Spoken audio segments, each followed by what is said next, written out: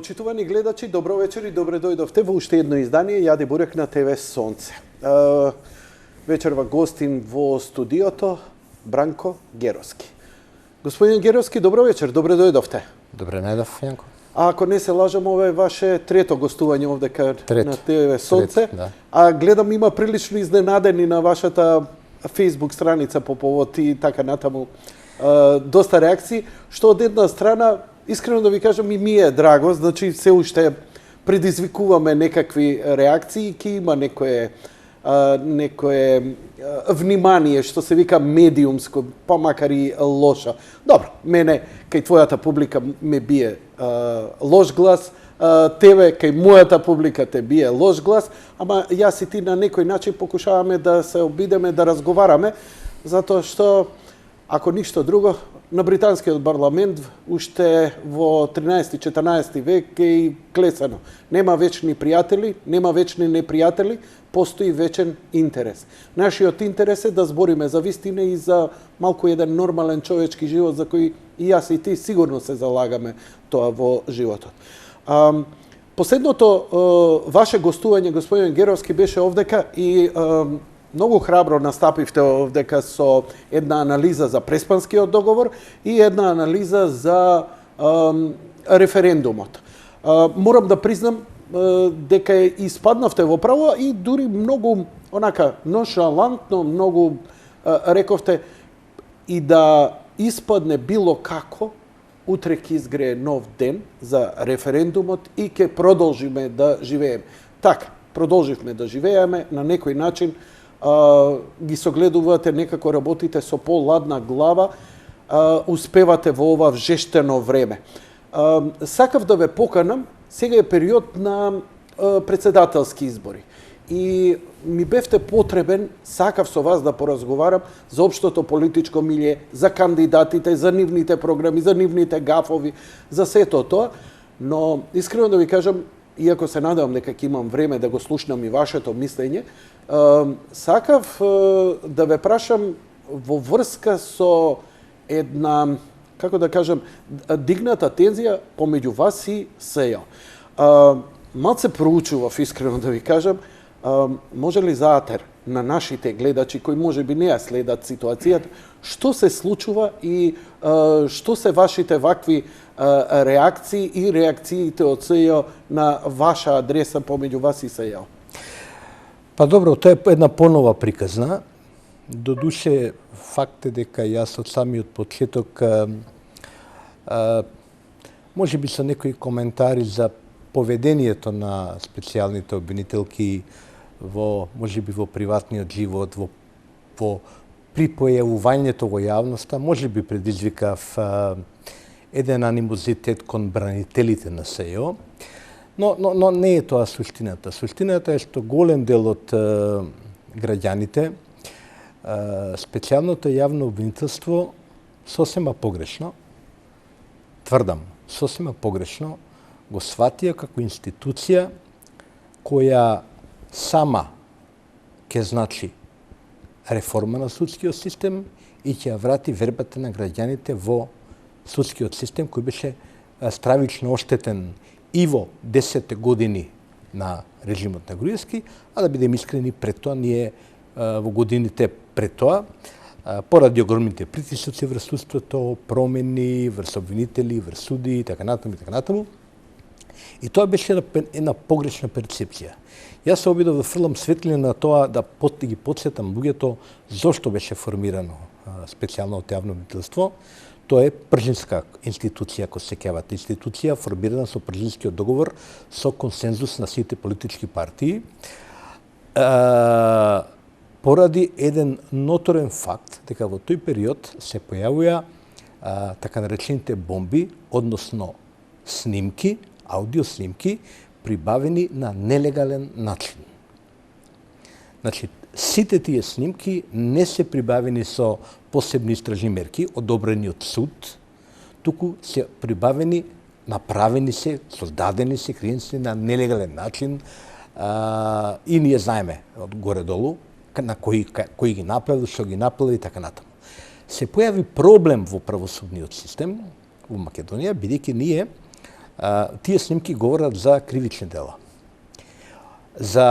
Тие се индиции за кривични дела, за сторени кривични дела. И сега, проблемот е многу едноставен. Прашањето беше како врз база на тие снимки да се спроведат истраги, потоа се подигнат обвиненија и да се почнат судски постапки, бидејќи на суд за кривично дело се суди главно според два закона. Едниот е кривичниот законник, посебен и општ дел, и вториот е законот за кривична постапка кој детално ја уредува процедурата. Процедурата е страшно важна, бидејќи тука се суди за криминали, за убиства, за кражби, има жртви, има сторители и така натаму, и тука не сме да има никакви, како да кажам, импровизации, затоа законот е многу детален. Правниците го учат и тоа е еден од најважните закони, нели? Дори се учи правосуден испит, тоа е основата за да станеш сутер адвокат, соработник во судство и така натаму, обвинител, судија и така натаму. Сега, според тој закон за кривична постапка, член 12 став 2, прецизно, јасно, доказите прибавени на нелегален начин, не само што не може да бидат основа за судска пресуда, туку тој вели не може да се користат. Точка. Нема објаснување, едноставно не може да се користат. Се направи преседан, се направи лекс специалис, еден посебен закон кој излегува од нашиот правен систем, за да се спроведат овие, да се процесуираат овие докази во форма на индици, да се прибават нови докази од материјална природа, сведоштва, документи и се друго што е потребно, и тоа се орочи на 18 месеци. После тие 18 месеци требаше обвинителството да му се продолжи малку за нов закон, тоа што сега се прави во моментов, се бара чаре, нели, преговараат. Заев и Мицкоски, лидерите на власти на опозиција, преговараат како да се најде тоа чаре. И што е најважно, јас, кој ова го тврдев, го докажував со правни студии, цитирајќи наши стручњаци, цитирајќи одлуки на Европски суд на човекови права, каде што се признаваат дури нелегално прибавени докази, но не врз нив да се засновува судска пресуда, значи не како главни докази, туку тоа да биде повод за да се отвори истрага, да се прибават валидни докази кои докази од секундарно значење. Има таква пресуда на Европскиот суд на човекови права. Меѓутоа, врз база на такви докази да се заснува судска пресуда нема никаде. Значи тоа е нешто што бидејќи нелегално прибавен доказ не е доказ. Тоа е абецеда во правото. Сите овие работи јас се обидував да ги објаснам, дури и во анализа на еден од случаите кој е процесуиран во постапка веќе, ми заврши во прв степен, и поред сето тоа го навлеков гневот дека јас сум непријател на специјалното обвинителство, дека ја мразам Катица Јанева. Во еден од написите на овие парапорталиве, таму еден шапшал пишува дека водам специјална војна, вели па со употреба на разни техники. Одма сваќате дека некој со джандарска бекграунд го брифира човеков, уште да напишал ја погоди Катица не во пределот под левата плешка или така натаму. Отплика се создадена таква атмосфера, меѓутоа јас добив своја сатисфакција, бидејќи низ преговорите, тоа беше и ветување всушност на премиерот Заев, всушност на крај се одлучи дека тие снимени разговори како докази ќе важат до истекот на тие 18 месеци, како што беше предвидено во тој специјален закон, лекс специјалис, а после тоа не важат. И во иднина нема да важат. И во иднина, ако сакаме да важат, ќе треба и да бидат, например, согласни со ова, со праксата на Европски суд на човекови права, ќе мора да го смениме всушност законот за кривична постапка. Никој не ја спречуваше оваа влада. Европските судските реформи, се сеќавате, се формираа не еден, не два, туку 3 некакви совети за судски реформи што требаше да се прават. Судски реформи не е купување компјутери и правење згради или бироа за судиите. И тоа треба се разбира, да им се подобрат условите. Но суштината е да се направат, да се уневират законите, да се усогласат со европското законодавство и така натаму. Во некоја иднина се надевам дека тоа ќе се направи, но на начин како што треба. Закон се менува со закон, не со насилство, не со така наречена, јас го често го употребувам термин јакобинска правда, не со преки суд. Значи, специјалното обвинителство имаше прецизна задача и беше грешка што дел од јавноста го живеа и како суд, и како... Дури имаше еден наслов во колумна што јас се објавив, на Плюс Инфо се објави таа колумна, вели вака, без специјален суд и без специјално обвинителство и без специјален суд, Македонија нема да ја биде. И јас тогаш јавно на телевизија во емисија кажав, ако не ја биде Македонија, така, тоа воопшто нема да биде како држава. Нема цел живот да живееме во специјални прилики. Преките судови, преките обвинителства, преките постапки, одењето по шовие, шорткатови, тоа се карактеристики за некакви револуционерни ситуации. Нели? Не имавме таква револуционерна промена на режимот во Македонија. Ама револуцијата заврши, луѓе. Оваа власт е веќе идниот септември, значи на 13-14 месеци од сега како му доваѓа, оваа влада и завршува мандатот, се формира техничка влада, има редовен термин на избори декември 2020 година. Значи оваа влада веќе е во длабоко во втората половина од мандатот. Можело, додека Заев, Димитров, овој и оној работеле на средување на оваа надворешната ситуација, кој кого спречувал да ги сменат, да направат подлабоки реформи во правосудството и така натаму. И сега кога се ова ќе го се обидете да го кажете, го експлицирате, се уште сме многу поделени, конфликтни, нервозни и така натаму, се префрла теренот на тоа дека јас сум непријател, па се јавува таму некој доставувач од специјалното обвинителство на Фейсбук, па вели навредува големи, купен со големи пари, од овој, од оној и така натаму. Јас се доведов во ситуација да полемизирам, да барам јавно од специјалната обвинителка да преземе мерки според законот, бидејќи постои закон за административни службеници, постои кодекс за однесување, според кој луѓето не смеат на тој начин да се бранат работата или институцијата во која работат. Како што не смеат да додат по митинзи, како што не смеат да шеруваат на Фейсбук. Не е тоа нивната работа, има кодекс кој тоа го забранува. И јас се доведов во ситуација да барам да интервенира, да се соочам со ДЗИТ, ќе ја продолжам таа постапка до крај ќе истерам. Која постапка? Објаснете што ќе барате. Одговорност. Како? Од лицето кое ме напаѓа неосновано на Фейсбук, кое шири лаги и клевети, нема да го тужам, значи не барам ничија душа, ничии пари, ништо тоа ништо не ми значи, но ќе барам минимално неговата шефица, кај се нева, да го опомене, формално да го опомене, да му рече, ова не е коректно однесување и ве молам виднина да не се однесувате на ваков начин. Што ве обвинува? Обвини дека сум бил дел од некаква мериот коалиција, демек сум земал големи пари и во суштина дека работам против на уривање на обвинителството, дополнително сега во новото, дека работам против уривање на целата власт. Јас ги замолив сега и Заев и Рената Десковска ги стават на тој список што работат, бидејќи тие практично дојдоа до тезата за која ја зборував цело време, дека тие докази всушност не се докази и не може да бидат. Беа во еден период и сега веќе нема да може да бидат докази. Мериот коалиција се алудира на ваше влијание дека сте направиле дил со Мијалков. Со Мијалков, па сега, знаете како има разни приказни. Сега, најнови приказни дека наводно, тоа се легенди, тоа се глупости, но не знам, дека наводно сега мериот веќе не било кај Мијалков, туку бил сега веќе кај другава страна. Као земен, купен, не знам така натаму. Тоа се тие шпекулации и јас сега практично не знам од кога си ги барам париве сега, мислам, можеби ќе треба побарувањева да преминат на другата страна. Ако ти треба шофер, кажи, мислам, си имам слободно време преку ден. Да ги носиме. Да. Она што е суштински, мора се свати дека никој не може да биде над законот. И јас ќе се обидам да се обратам до Советот за јавни обвинители, ако не е до основачот на специјалното јавно обвинителство, тоа е Собранието на Република Македонија, да прашам дали има луѓе овдека во држава што се што можат да ме заштитат од вакви работи?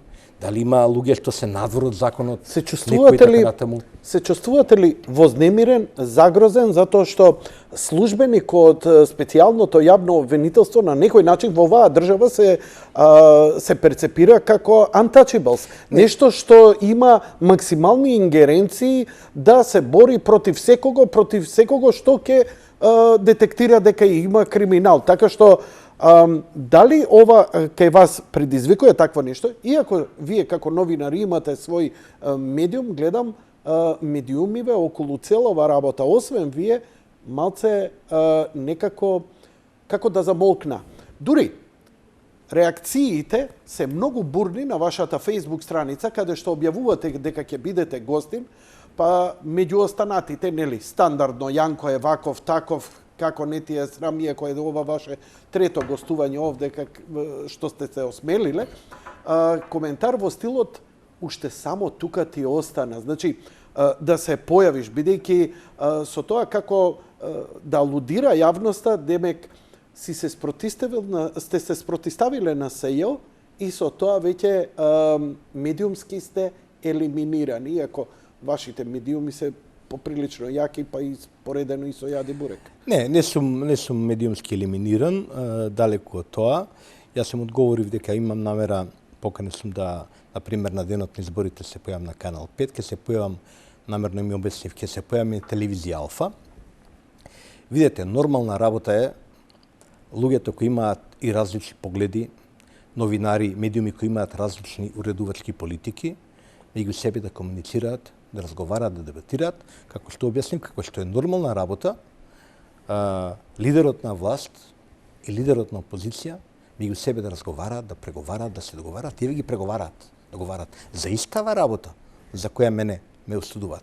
Зошто ние би биле исклучок? Зошто ние мораме јас уживам кога разговарам со истомисленици, бидејќи имаме можност да развиеме тези, но уживам кога разговарам и со неистомисленици, бидејќи можеме подобро да ги, како да кажам, да ги експлицираме. Јас во мојот коментар реков дека ми е пријатно во вашето студио и во вашето дека добро ги водите разговорите, од едноставна причина што прашањата се интересни, има можност да експлицирам своите тези и тоа е за мене интервју. Сега ако за пола сат треба да си степаме, бука, и да сидиме дома, мене тоа не ми е. И мене тоа не ми е некоја. Мене не ми е некоја јака еротика. Битно е да се објасниве, како да ви кажем. Битно е да кажеме, не ме вознемируваат Јанкови работи. Искрено, помина времето кога малку имам чувство дека ве погодило малку повеќе. Малку имам чувство дека качен ви е или притисокот или адреналинот, не дека сте уплашени, далеку од тоа, но дека не сте рамнодушни на се во ова и рековте во разговоров овдека ќе ја терате до крај. Што значи тоа и зошто така? Не сум рамнодушен, апсолутно. Читав една твоја колумна и ја малку да се спремам за муабетов. На Нетпрес мислиш објавена, каде што таму отплика кажува, се може би лошо ќе те цитирам, али мислат тој што вели дека него погодува тоа на Фейсбук, тој лаже, не е вистина. Значи ме погодува, значи ме ме погодува на начин што ме разлутува. Ми импонира што ме читаш. Ме разлутува тоа.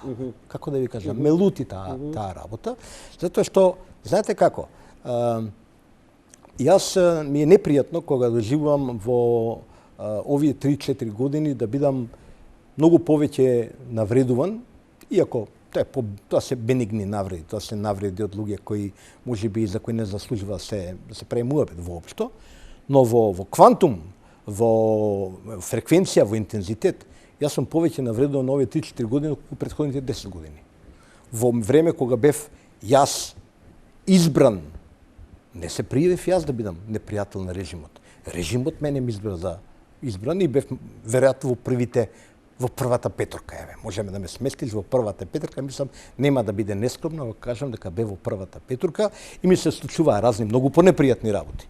До сомнителни грабежи, до физички следења и така натаму, многу понепријатни ова. Меѓутоа, сега сум лут затоа што ми се случува некаква екстензија на таа непотребна, несватлива омраза, бидејќи ние се боревме, кога велиме се боревме, и си ветувавме едни на други, нели, во текот на таа така наречена шарена револуција, пред тоа со години си ветувавме дека кога ќе се смени режимот, дека ние ќе обезбедиме нула толеранција за недемократско однесување, нула толеранција за корупција, не сме да има притисоци никакви, не сме да има закани, не сме да има непотизам, не сме да има вакви или онакви слабости, тие работи што зависат од нас.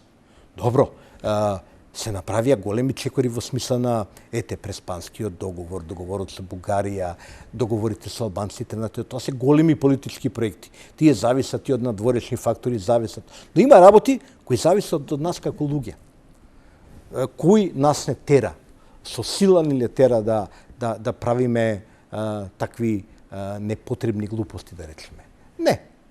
Тоа значи дека тие субјективни слабости ние мора да ги сведеме во општеството, кога велам ние, мислам на сите, значи не само на власта, не само на нас обичните граѓани, туку и на опозицијата, буквално на сите, мора да ги сведеме на минимум, бидејќи денеска правев тест со најавата за емисијата. Јас никогаш не сум напишал, вечерва гостувам во таа и таа, на таа и таа телевизија. По трет пат никогаш не се фалам, ја вечер ќе бидам на телевизија, многу го права тоа. Па гледајте заради ме, себе за следоштво да видите каква ќе биде реакција. Да, сакам да видам како докај сме со работава и гледам уште е преголема конфликтноста. Значи блокирав 4 или 5 луѓе на што пишува непристани. Па да, непристани коментари, како него рече, ти си се спуштил на тој или ова ниво и така натаму и така натаму. Кое ниво? Кое ниво? Мислам, кој од другата страна, па ми делат совети, нели, така натаму. Извинете, јас сум на возраст од 57 години, напишав, окей, фала на советите, но признавам совети од луѓе на 60 години плюс, од луѓе со ВСС, висока стручна спрема, по можност просек 9 над 9, мојот е скоро 10, и луѓе што имаат некој капацитет со кој ја би се посоветувал. Добро, господин Геровски, ја за големиот дел од вашата публика сум некаков символ, бидејќи кога требаше да се руши режимот, не можеше општо да се фати, требаше да се фатат ликови и личности. Едно од тие личности, сега бил Миленко, бил Латас, Јабев и така натаму, како символи на некое владење. Сега, бидејќи сум уште жив и активен, се уште е таа инерција. Нив ги разбирам. Тоа се трауми од претходниот систем и они мора да фокусираат негдека таа омраза. Вие сте во право, но потребно е време. Потребно е време. Ако германците и французите после 2 светски војни успеа да се надминат, па пола од фабриките веќе не знаеш дали Citroen веќе не се ни произведува во Франција и ги надминуваат, ние можеме само да учиме. Ако германскиот канцелар иде во Јерусалим, се поклонува и се извинува на за жртвите од Холокаустот, ние имаме само примери како можеме. Сега ова е некој процес. Еден ден и мене ќе ме снема и ќе се олабави и следните луѓе со демохристијански погледи на свет ќе бидат потопло прифатени. Ја ќе бидам хейтан и тоа е мојата аура со која ќе си живеам. Не може веќе, како да ти кажам, исто како луѓето од мојата страна кои се учипира, Геровски го викаш. Ја намерно за да дегутантно ми е да овакво. Како, на кое ниво, истото виз верса беше, Геровски викам вечерва кај мене. Не објавив третава, предходната. На кое ниво си паднал? Кое бе ниво паднал? Па кој сака? Адолф Хитлер, ако е жив, повели тука. И Мао Цетун ќе го викнам, и Доналд Трамп ќе го викнам. Немам проблем да разговарам. Не сум јас судија, јас сум новинар, треба да излечам од тебе што ти мислиш, а не си овде дојден шербет и баклава да ти дам, па да те славам. Си добил статус. Нонсенсе, уште е таа инерција. Арно, викате и добро ме подсетувате, во септември завршува првиот мандат, дури мене ми е вака реалити чек, што ми кажавте. Не овој, наредниот. Наредниот, да. Ама веќе помина, да, и се очекува големи работи. Но СЈО беше клучното на неколку моменти да се навратам од вашите искази. СЈО требаше да биде символ кој ќе покаже дека оваа земја ќе заземе нов правец. Дека закон и дека никој нема да биде поштеден, дека нема да има сите оние девијации што ги имавме како земја наназад. Без оглед дали биле тие од ВМРО, затоа што не беа само и од ВМРО, беа и од СДСМ, и така со децении ние се влечкаме и тоа се протнува. Не знам како, бидејќи очигледно дека, иако, пазете, СЈО доби, мислам дека не, ретко кој може би само заев во реализирањето на големите политички проекти како што е договорот со Бугарија и Преспанскиот договор, доби толку меѓународна широка поддршка, ама неверојатна каква што немала Македонија во својата историја, исто СЈО немаше амбасадор, немаше председател, немаше држава која не им даде максимална поддршка. Бидете храбри, стоиме зад вас, терете по закон. Разочарани ли сте зошто не успева СЈО да се издигне или дека сметате дека СЈО веќе почнува, не знам како, малце помогни ми тука, го губи ли тлото, го губи ли осетот или се губи во моќта која ја има? Не, искрено да ви кажам, јас воопшто не ја делев таа перцепција дека сега СЈО треба да биде символ за нешто во државата. Кога во тој славен извештај на Прибе се кажа сите слабости на оваа држава и тие поголемиот дел се уште стојат, тие слабости, да се разбереме, не е нешто битно променето. Една од клучните слабости, секој странец што ја мониторирал Македонија ќе ви каже, е правосудниот систем. Ќе поставите 3 обвинителки и ќе дадете парати, ќе потрошите неколку милиона евра и ако мислите така сте завршиле работата и дека сте го реконструирале правниот систем од државата, тоа е, како да кажем, тогаш сте се излажале и сте создале погрешна перцепција кај луѓето. СЈО имаше конкретна задача, дефинирана со закон, а барем за обвинителите, судиите, адвокатите, правниците, барем тие треба да знаат дека законот мора да се почитува. Јасен мандат, целта ги оправдува средствата, јасен мандат, јасно значење на тие докази, дека тоа се индици врз кои да се покнат истраги и, што е најважно од се, јасен мандат во смисла на должина на мандатот. 18 месеци пишува. Ова работа ќе треба да се заврши во тој и тој период. Сега има објаснување, имало и имаш големи обструкции, сериозни обструкции во работа на СЈО, така натаму, ама сите што тие го мислеле, го преговарале, се договориле така. Во крајна линија, после пред истекот на тие 18 месеци, например, во моментот кога се носеше договорот од Преспа, кога имаше двотретинско мнозинство, кој спречуваше власта да го продолжи мандатот за уште 18 месеци, например, на специјалното мисло, се смени. Закон, ќе повторам, не се менува волунтаристички. Ние не сме царштина, не се носат царски декрети. Закон се менува со закон. Ке соберат сила, ке преговараат, еве ги преговараат. Што прават сега? Тешко им е, па никој не рекол дека им е лесна работата на политичарите. Тоа им е работа да преговараат и низ преговори да го решат статусот и ова институција мора да биде дел од јавно-обвинителскиот систем во Република Македонија и дел од контролата на властите. Че не може никој да биде, не може тоа да биде институција и суд истовремено. Не може тоа да биде нирнбергска институција, така да ја наречам, само по себе. Па дури ако и гледате филмовите за Нирнберг и така натаму, и таму има многу строги, јаки, силни процедури, како тоа се прави, како се судени тие луѓе. Значи, процедурата е во основа на се. И сега, таа институција, ја не сакам да ценам нивните успеси или пропусти.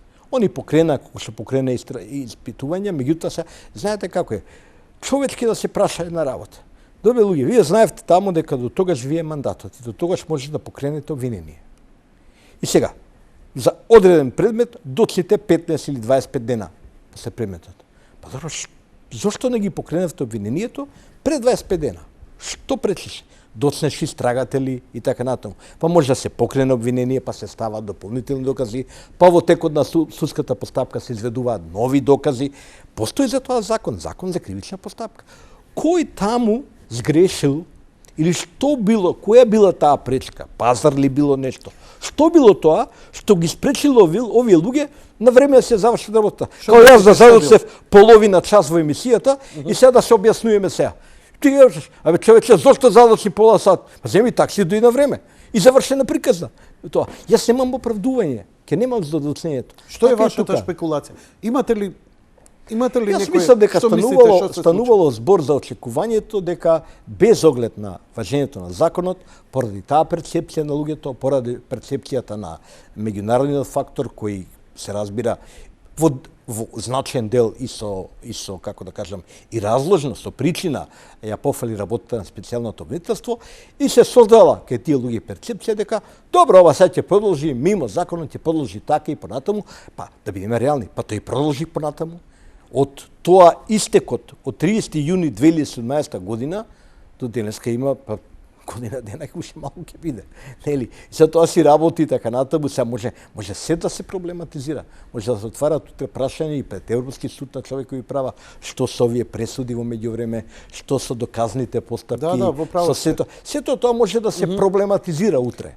Знаеме дека ако правата при апсење не му ги прочиташ на човек може да биде ослободен со корпус деликти фатен. Знаете како? Така ве разбирам. Значи инсистирате на слово на законот буквалистички употребено за да не биде после злоупотреба. Не може поинаку. Знаете како? Еве, имаше многу едноставна една одлука на Врховниот суд, нели, правно толкување и става за тој мандат. Сега, нели, Јово Вангеловски, председател на Врховниот суд, го нарекуваат еден погреден прекар, кој нема да го кажеме вечерва, не би сакал да навредувам никого. Постои еден погреден прекар за човекот и сега мантрата беше абе Јово XYZ, нели, прекаров, тоа е негово масло и затоа Врховниот суд го донесе тоа правно мислење кое, како да ви кажам, не треба ни сте ни студент по право да сватите, бе, пише од законов колку е мандатов. Пише од тогаш до тогаш. Крај, точка има. А на крајот на краиштата и господинот Заев истото се потврди. Па затоа се бара чаре. Ако не биле во право, нема се бара чаре. Вас ве напаѓа, тама премиерот некако е поштеден за истиот став јавен. Ама не може, еви министерката е правничка е Рената Десковска. Не е жената глупава, недоветна.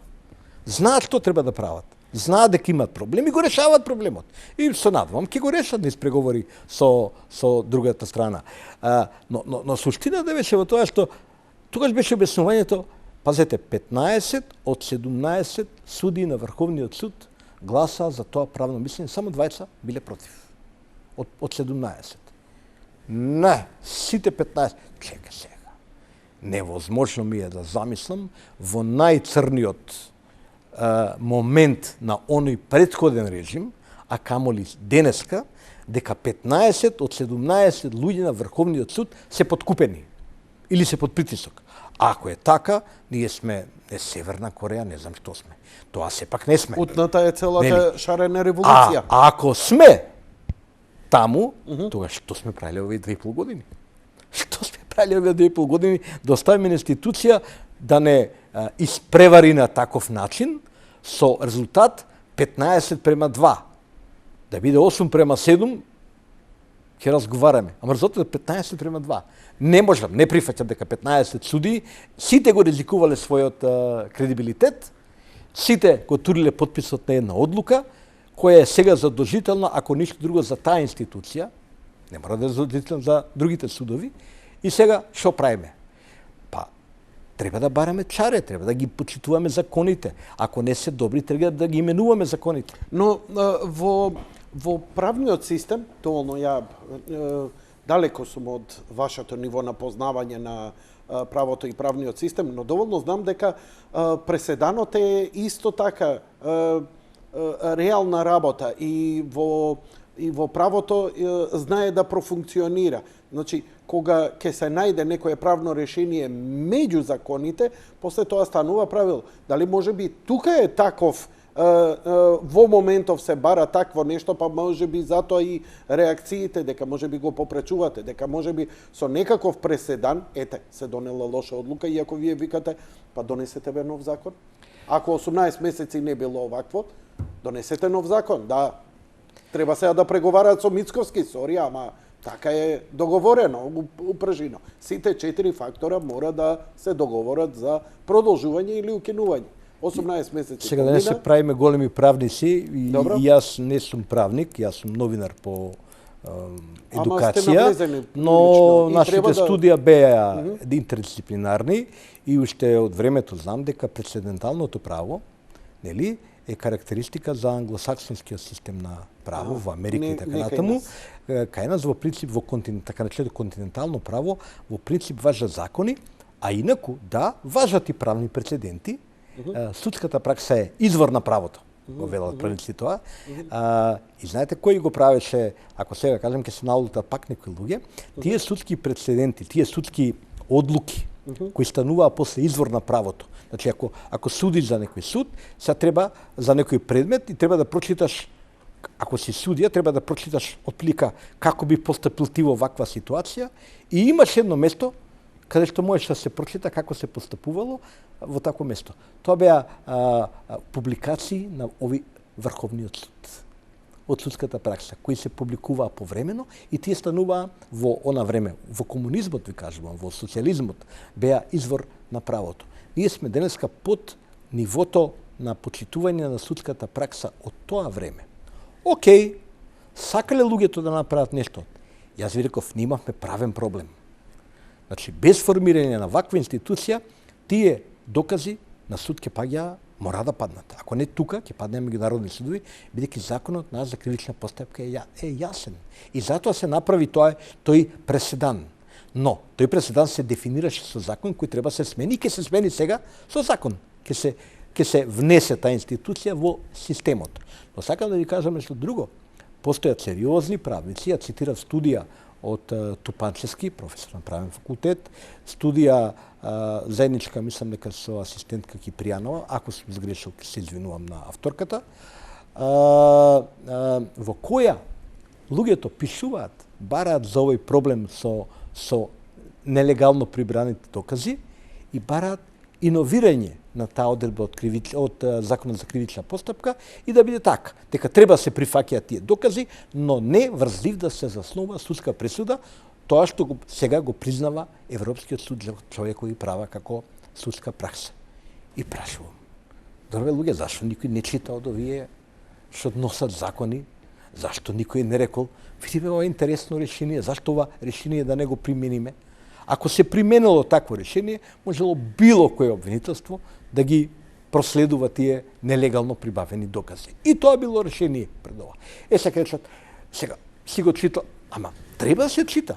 Професорите, правниците, тие не се будали, тие се луѓе кои тамо се платени, па истражуваат, па работат, се трудат, ја следат судската пракса во Страсбург, ја следат судската пракса во другите земји и така натаму. Во поголемиот дел од европски земји, Јанко, нелегално прибавените докази не се сметаат за докази.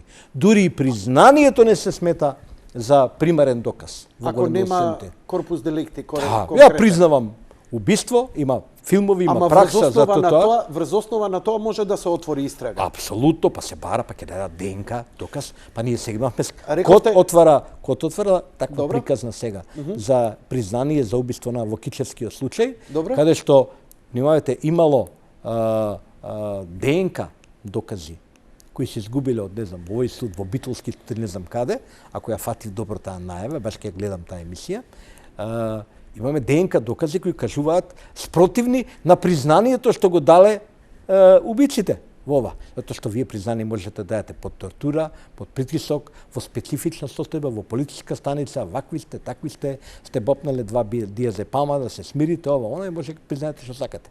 Се барат материјални докази. И признанието само по себе не е доказ. Многу е сложена таа проблематика и затоа правото се учи право на факултет, се учи луѓето и сега сето тоа ние не можеме да го отфрлиме во вода од политички причини. Оти сакаме да го казниме криминалот. Па сакаме да го казниме криминалот, ама сега, ако толку сме сакали да го казниме криминалот, па не мораше баш да дозволиме првиот осуден правосилно да не избега во Будимпешта. И сега ја ги прашам луѓе, добра, зашто сега избега човеков сега во Будимпешта? Сега како се ова? Ја да не го пуштив случајно, ја да не го носев, ја да не го шетав од една, друга, трета, четврта, 5 граници помина човекот и така натаму. Кој тоа го направи? Кој тоа го, што би рекол Зимилтајот? Кој тоа го стори? Што правиме сега? Таа работа. И затоа тие прашања нема одговори. И затоа следува оваа канонада на постојани напади, закани, са не знам пораки, се доставуваат велики, пораката е испратена. Вашиот колега Жарко, кога беше овдека, разговаравме токму за тоа, му го поставив прашањето, сметаш ли дека постоел некаков дил, меѓународен, домашен, политички или комбиниран, за тоа што се случи, за бегството на Груевски во Будимпешта? Ја вика, не сакам да поверувам. Не можам, вика, надвор од моите поимања, дека такво нешто може да се случи. Како е вашето размислување, бидејќи тоа е еден од најголемите, кај да кажам, нели, драматични, не дека не се случувале бегства, од Аце Циганот, па наваму и така натаму се случувале, кои останале неодговорени, а останало сомнеш дека некој влијал од високи кругови тоа да се случи. Но вашето размислување. Знаете, ќе видам... Тешко е, едино можете да шпекулирате и да се оградите. Шпекулираме сите и зашто да не може да шпекулираме, ништо не е спорно. Ние во Слободен печат сме интересно друштво, често мислиме различно, па дури понекогаш на Фейсбук полемизираме меѓу себе.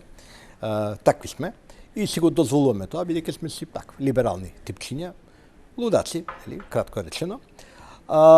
Независно од тоа, има нешто во што ја не сакам да поверувам и јас не сакам да поверувам дека е можно да станува збор за некаков дил. Од друга страна, има нешто во што не можам да поверувам. Не можам да поверувам дека еве јас и вие сега да тргнеме тотално, добро, не може би тотално, али прилично беззначајни личности за македонската политика и да поминеме од Македонија преку Ќафасан во Албанија, па Албанија Црна Гора, па Црна Гора таму Босна, па у Србија, па лево десно и никој, ама баш никој за тоа да не дознае, да не знае и попа да не спречи, а да се осме осудени за погрешно паркирање, да речеме. И да нема снимка наша на ниеден преминт, на ниедна патарина, на ниедно... И Бондстил тоа да не го знае, и да овој да не го знае. Тие филмови, ја во тоа малку тешко ми е да поверувам. Може би му се посреќило на човекот, ама не верувам. Но таква една шпекулација, тоа ја руши вашата заложба и нашата верба дека конечно наместо да имаме буквално спроведување на словото на законот, ние ќе имаме виши цели и интереси кои ќе го надминуваат тоа поради нешто сосема друго. И ќе остане за некого сатисфакција, ве зезнавме, побегнавме, а вие, мамата ваква, и затоа СЈО море и нелегални, и така ќе се прават притисоци повторно да не се создаде ситуација во која еден ден конечно, господин Геровски, нема јас и вие да страдаме. Ќе страдаат нашите деца и внуци, затоа што они ќе ги чувствуваат последиците. Ви спомнав неколку примери, школа, здравство и така натаму. И тоа многу добро го знаете. И тоа е таа последица која живееме. Ние можеме да бидеме во спротивни ровови и да навиваме, но ако ние немаме стварно буквално спроведување на законот и секогаш, а ние... Јас имам една виша цел, господин Гловски, поради која би сторил голем напор да се направам будалетинка и да прифатам една ваква екскурзија со умот и да речам па избегал човекот, избегал, нека му е со среќа и така натаму, нека седи, нека дреме во Будимпешта, големото бегство. Имам една виша цел, кон која сакам да се движиме, ама навистина се движиме сега демократски, институционално и по пат на процедурите во државата. А тоа е, конечно, да ја намалиме конфликтноста во општеството, да ги намалиме поделбите, и однака сме сложено општество. По сите основи. Сложени сме етнички општество. Сложено сме социјално општество. Имаме големи поделби, богати, сиромашни. Сложени сме демографски, ако сакате. Осакатени сме демографски. Осакатени сме со тоа што 600.000 луѓе од оваа земја се заминаа во една деценија. Официјален податок на Светска банка, нема бегање од тој податок. И не се вратија? Не се вратија. И зашто се вратат? Кај ќе се враќаат? Не се нормално. Новата револуција. Нема враќање, не. Тоа се прикази за мали деца. И сега, во такви околности, барем треба да сториме еден напор, да малку ги редуцираме конфликтите, за да можеме да спроведеме некакви постапки, да заличиме малку на европска земја. Знаете, за да го направите тоа, не ви се потребни секогаш, како да ви кажам, да ви притискаат европејаните, иако ја мислам дека реалните реформи ќе почнат тоа што почнеме да ги отвараме поглавијата. Веројатно не брзо, веројатно до крајот на годината, се надевам, и тогаш кога неки ќе седи на глава ќе не чука, ај сега да видиме што правиме на терен на судството, што правиме на терен на здравство, во образование и така натаму. Но ја пак велам, се занесувам дека ако цената е едно бегство или едно скршено јајце, да речеме, вака кажано, ако е цената, окей, ќе го скршиме, ќе го направиме тој зулум, мал, нели? Ама да почнеме да менуваме, да заличиме малку. Јанко, се срамам кога одам во соседна Бугарија сега. Се срамам ми е мака. Знае зашто? Затоа што кога поминувам низ нашите патарини, во кои е партиската војска, дали истата или нова, се стале се сменат или се на полојна пат од менувањето, и кога ги излагаат некои вака со кратки вратоедисти џамчињата и со дебели рачиња големи ти даваат ливчето. И кога гледам дека моите пари како даначен обврзник одат за платата на овој тука, и поминаш една втора патарина и влегуваш во Бугарија. И веќе нема human touch. Порано барем стоеше на жета, винјета, па ќе ти ја продај, викам, добро, и овие имаат, бар на граница имаше. И во некоја бензинска пумпа може ти купиш. Сега ни тоа нема. Нема ни тоа? Нема ни тоа. Јас имам отпор према секојаш према такво сум, како да кажам, страф ми кога купам преку интернет нешто, и викам, не бе, на граница ќе си купам кога таа жената, идам ја таму, влагам, има просторијата, ама нема жена више. Што? Има банкомати.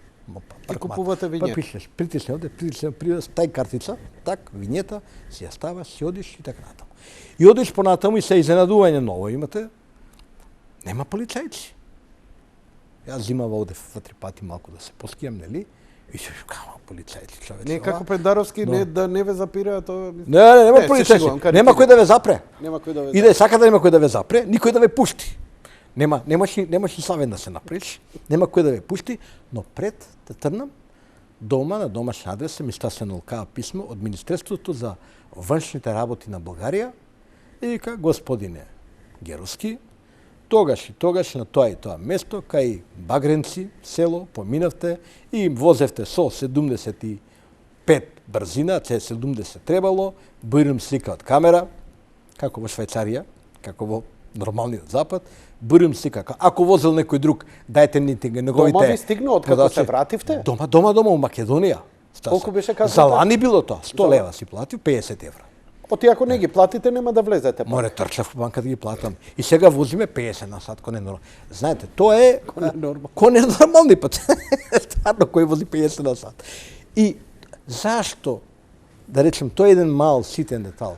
Зошто ние не можеме да имаме некакви такви работи кои се нормални во нормалниот свет? Се сеќавате дека пред едно 7-8 години се поставија камери на сите раскрстници? Кој ден денеска не функционираат? Не функционираат ништо. Знаете ли зошто не функционира? Што е, како ние си го коментираме меѓу нас? Да, ќе се приватноста, не знам што не знам. Не, затоа што токму нивните овие што се у моментот на власта се главните прекршувачи кои поминуваат на црвено, кои се однесуваат шерифовски. Да. Ме разбирате? И нив, значи, тоа се тие ситници на кои треба нам, обичните, ние што сме беззначајни. Се согласувам со тој и горцо. Ама јако, ја ти изборам сега за Норвешка и за Данска и за Швейцарија. Ама ја за Бугарија ти изборам. Ама и Мака ми е. Да водим у Норвешка, ја очекам. Ако да му Норвешка не сум бил, очекам, не знам тама да имам чуда да видам. За Бугарија зборам, знаеш што бевме ние за една Бугарија, за една Грција, за една и така натаму. Мака ми е. Верувам со добра причина, заради моите корефеки, дека твоите читатели, твојата публика, твоите поддржувачи имаат добра причина зошто треба да ме хейтат и да ме мразат, имаат некои можеби повисоки стандарди. Јас си правам керефеки. Знаеш, реков неколку пати имам така одлепувано, па викам Македонија не може да има самостојност, дај да референдум каквов преспански ово она, да станеме 51 американска држава. А второто ми беше кога ги ја како обичен онака гледач повеќе, не како водител, не уште помалку како новинар, слушајќи ги луѓево, што им е главниот проблем Геровски. Главниот проблем нив не име ВМРО или СДСМ, Мицковски или Заев, па дури, еве и тоа чувство, име, презиме, идентитет. Кај луѓево не функционира. Компанија не може да наплати, земале украдене, комшија нема... Правосудниот систем не им функционира. И ја вака викам, ако во Италија борбата против мафијата беше директна тет-а-тет, ние го имаме СЈ, они го имаат тој специјален обвинител кој погина, ама се избори и ги направи радикалните големи промени после кои Италија стана сосема друга земја. А ние не успеваме, еве, дури и со СЈ, ја не го чувствувам дека имаме такво големо тектонско поместување во подобар правен систем. И го реков дека ако веќе не можеме да го даеме некои обединети нации или Европска унија да го преземе нашиот судски систем на 4 години и непристрасно, слепо по словото на законот да заврши оваа работа, а после таа инерција ние да ја презееме. Нели мислиш дека веќе работата е толку сме не сакам да ги со сета должна почит кон нашите адвокати, судии, верувам дека се врвни, ама мислам дека и они не можат од она политичко, не знам, секакви ја не знам какви све влијанија и притисоци они трепат. Можеби дали ова можеби решение за ресет или имаш некое твое мислење? Не е решение затоа што така ќе станеме држава протекторат, држава проект. Така ќе станеме нешто од плика што беше Косово, а веќе не е. Значи дури и така да се почне, во крајна линија оваа институција, специјалното обвинителство, и не само тоа, таа институција, генерално судскиот систем имаше силна, беше под силен притисок и под силна со силна поддршка од странскиот фактор да се реформира. Не е тоа, ние не зборуваме сега за нуклеарна физика, па ќе правиме нуклеарна централа во Македонија, што не можеме да направиме, нели? Не знаеме. И да имаме, ќе јакнеме нешто, ќе направиме, ќе го рушиме светов. И така, не дај Боже. Не е тоа толку сложена работа. Проблем е на недостиг на политичка волја. И сега знаете, после известно време, политичката волја се создава од граѓанската волја. Значи, во онаа мера во која нас граѓаните политиката не засега и ни прави проблем во нашите животи, току ние ќе почнеме да се занимаваме се почесто со политиката. Тоа беше во суштината, покрај се, сега, остави го на страна инженерингот и така натаму. Секогаш постои, во секоја револуција постои инженеринг. Добро. Постојат команданти, комесари, лево, десно, логистика, ова. Но енергијата ја дава потребата на луѓето да се занимаваат со политика, и ако не се политичари, ми прашуваат, имаш политички амбиции. Абе, како немам политички амбиции, имам огромни политички амбиции. Јас се занимавам со политика секој ден. Ама не сакам да бидам у партија, не сакам да бидам у влада или не знам или ова. Меѓутоа сакам да земам со политика. Зашто? Па политиката се занимава со нашите животи на еден прилично лош начин.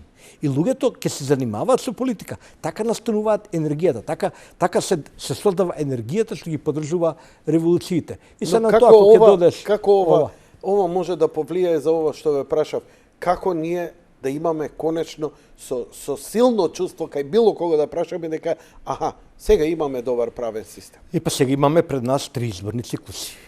Сега имаме председателски избори. Па на крајот на наредната година ќе имаме парламентарни избори. Па потоа ќе имаме локални избори 2021, ако не се лажам, доаѓа. Како беше? 17-та, 5 години, 22-та. После долго време немаме ништо, ни едни вонредни. Значи, а може да испадне и вонредни. Не се знае, зависи од резултатот. Ќе го анализираме сега, после сега. пауза. И сега, што прават граѓаните? Граѓаните имате на многу важна алатка во рацете. Тоа е нивниот глас, кој припаѓа на сите. И сега, да, се согласувам. Тој што се клади на народот, нели, обично знае да утне. Тоа беше мантрата на Груевски. Народот ме сака, народот се сака, народ е. И ние се шегувавме јас во тоа, те сака народ. Види се кај се будим пешта таму некој котел, дремеш таму, те сака народ. Меѓутоа, сепак енергијата, политичката енергија, политичката волја се артикулира, се создава проект и се прави. Мора Македонија, ако сака да биде држава, да покаже дека може да артикулира енергија политичка за реформи во сите сфери на животот. Секаде кај што ни е потребно. Во културата, ако сакате. Во спортот, ако сакате. Било каде. Во третменот. Ако не го направиме тоа, тоа ќе мора да кажеме. Ама убава е оваа реторика што ја слушам, ама како струшки вечери на поезија. Просто ми е неверојатно. Просто ми е неверојатно. Ја како оној, нели, птица слета, и така натаму, Да, птица слета. Ама види јато, сега, слета во НАТО. Ама слетавме во НАТО. Да. Која мојата надеж? Ние кај да ќе мора да почнеме да ги отвараме тие долго очекувани поглави, да почнеме да преговараме со Европската унија. Јас се сеќавам дека како тоа изгледаше во соседна Бугарија.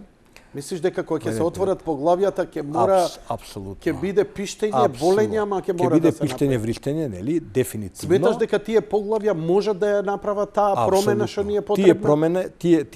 Тие преговори направија од Бугарија и од Романија држави, бидејќи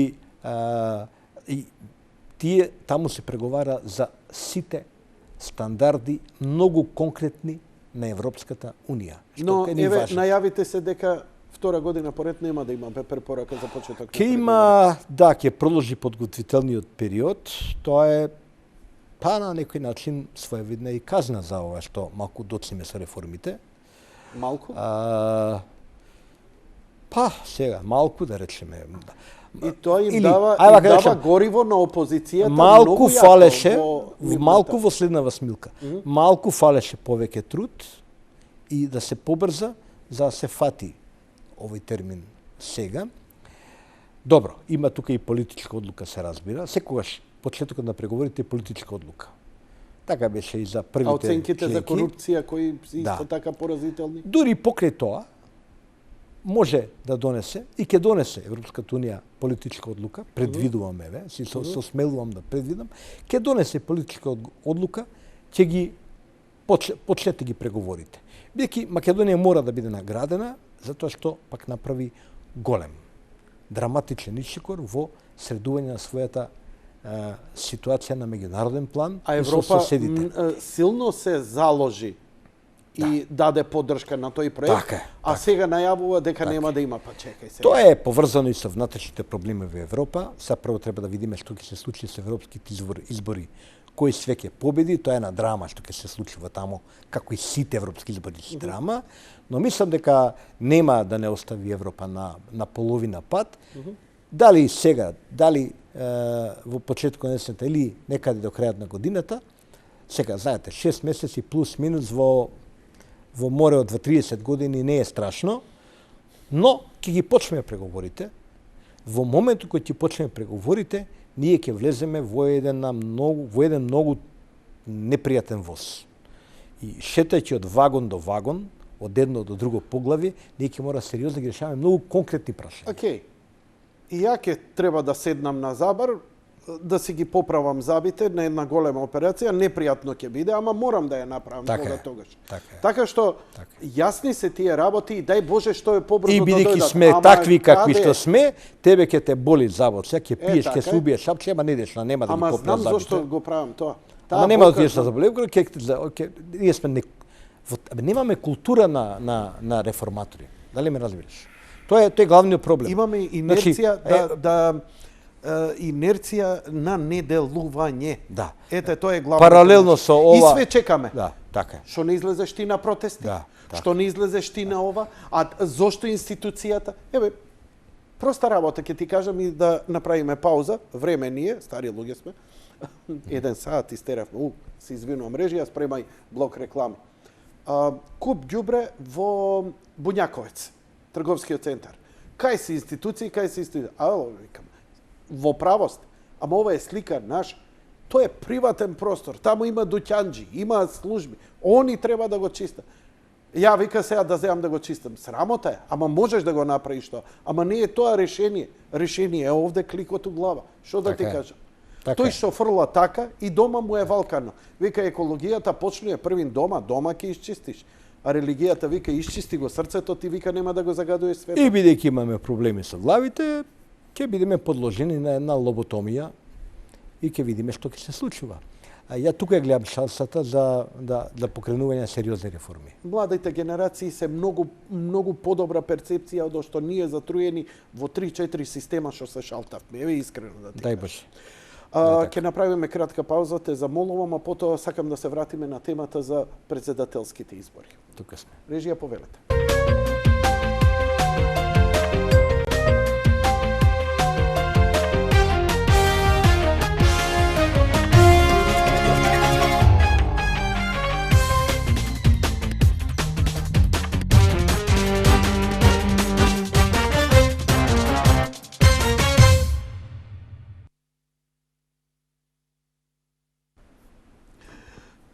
Господине Геровски, малце ги читам коментарите, продолжуваме со разговорот, почитувани гледачи. Во првиот дел разговаравме за СЕО и моментално прилично актуелно помеѓу Бранко Геровски и СЕО и некои членови на СЕО кои малку надвор од морал од етиката, па дури и правните норми си дозволија новинари јавно да напаѓаат, а особено напад на новинар во време на кампања треба да е исклучително редуцирано и контролирано. Како тоа ќе се одвива, па дури и на Facebook. Туни Кукавица вика, ќе се обиде да те навлече да ја критикуваш власта Пендаровски, да бараш влакново јајце, нормално за тоа е и платен. Уште се у тој филм за груевистите и нивната деструктивност, национална политика која се коси со реалноста нема да има ни збор, не му дозволува да те вади од контекст, шпекулира и спинува, одамна е прочитен, од тебе се очекува барем да бидеш неутрален и реален и уште нешто, немаше и закони со политика, посебно онаа више за високи цели, а да, и идентитетот, јазикот не е изгубен, напротив толку.